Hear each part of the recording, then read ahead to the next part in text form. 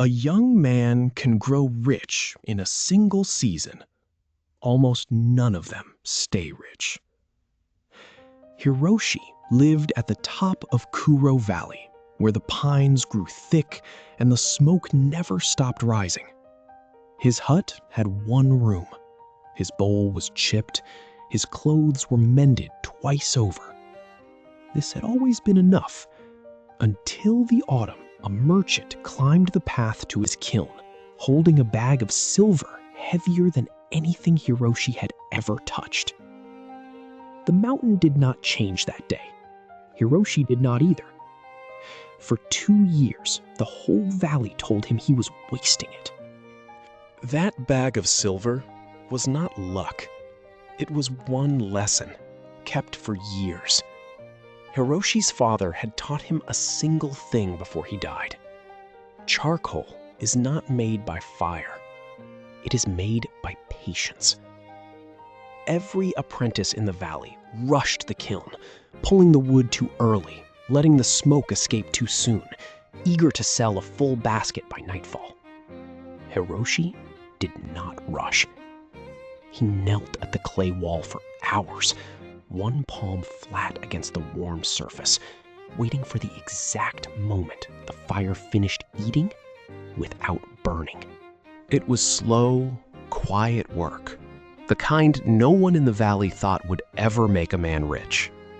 But his charcoal burned longer. It smoked less. It sold for a few coins more than his neighbors. Not much at first, but enough to notice. So the merchant came. He held a piece of Hiroshi's charcoal up to the light, turned it once in his fingers, and said the words that changed everything. I want all of this, every season, at double your price. Word travels fast in a small valley. By spring, 3 merchants were competing for Hiroshi's charcoal, each offering a little more than the last. By the following summer, he had earned more silver in 1 season than his father had earned in 10 years. Hiroshi was, by every measure the valley knew, rich. And the valley noticed. You could tile your roof now, said the rice seller. You could take a wife from a proper family, said his aunt, eyeing his patched sleeve. You could stop living like it is still your father's house, said Daisuke, the headman's son, who had sold a strip of family land to the same merchants and used the silver to rebuild his home twice its old size. Dark timber, a garden gate, a roof that gleamed blue-black in the rain. Hiroshi walked past that new roof one evening and felt something shift in his chest. Not envy, exactly. Something closer to worry. What would people think, watching him keep the same chipped bowl while his purse grew heavier every season? Would staying small start to look like failure, now that he could so easily afford otherwise? The silver sat in a box beneath his floor, doing nothing anyone could see. And for the first time in his life, that quiet felt less like discipline and more like doubt. He even bought the tile. 3 bundles of good blue roof tile, stacked outside his hut, waiting for him to decide. Then Daisuke invited him inside the new house. It was beautiful and cold in a way timber and tile cannot explain.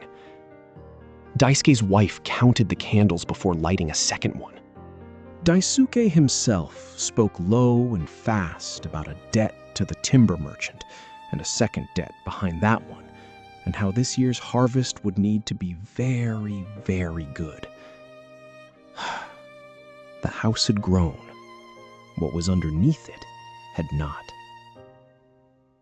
Hiroshi walked home past his own small hut, its smoke rising thin and steady into the dark, and understood something he could not yet say in words. Daisuke's house had grown bigger at the exact moment his life had grown smaller. Smaller sleep, smaller choices, smaller room to breathe if even one season went wrong. The tiles stayed stacked beside his door. He still did not decide. That winter, one season did go wrong. Snow came early and stayed late, and the mountain roads closed for 6 weeks. No merchants climbed the path, no orders came. Every household in the valley lived on what it had already stored before the first snowfall, and Hiroshi, counting his own rice by candlelight, learned the cold arithmetic of the mountain. Silver is not food when the road is shut. Then, in the second month, someone knocked on his door. Daisuke stood in the snow with an empty sack held low against his chest and could not lift his eyes. "They will take the house," he said. There was never anything under it. Hiroshi did not answer him. Under the floor of the room they were standing in lay more silver than this whole beautiful house had cost, and no one alive knew it was there. 4 steps away, 3 bundles of blue tile sat under the snow, still waiting for a decision he had never made. He looked at them once. Then he knelt, lifted the loose board in his floor, and looked at the box that had never become a roof, never become a garden gate, never become one thing the road could see. He took from it what was needed. Not all of it, not to impress anyone, just steadily, the way his father had taught him to feed a kiln. And he bought rice and carried it down the hill himself, at night, so that no one would watch him do it. Spring came. The roads opened. Hiroshi sold the 3 bundles of blue tile back to the man who had sold them to him, for less than he had paid, and slid the coins under the floor again, without counting them twice. His kiln was still the same size. His hut still had 1 room, and his silver, untouched by any roof or gate or grand wedding, had grown enough to buy the very hillside Daisuke could no longer afford to keep, and quiet enough that Daisuke went on farming it, and the valley never learned who owned it. A raise is not a bill you have to pay. Most people receive one, move somewhere bigger the same month, and a year later earn more and keep less than before. A larger cage, the same trapped man inside. The old Daoist teachers praised the uncarved block, plain wood, valuable exactly because no one has shaped it yet to please the eye. Hiroshi's hut stayed plain, not because he lacked money, but because a life does not have to look different in order to become different.